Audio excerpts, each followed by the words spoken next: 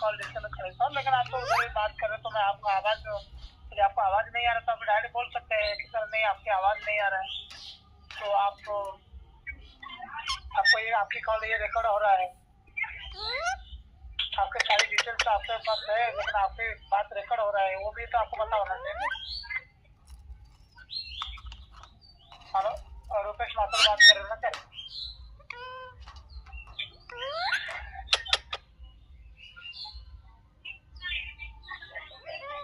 Hello, आपकी तरफ से कंप्यूटर आने के कारण से आपके कॉल रिसोर्स को ट्रांसफर करने बदल से समझ धन्यवाद।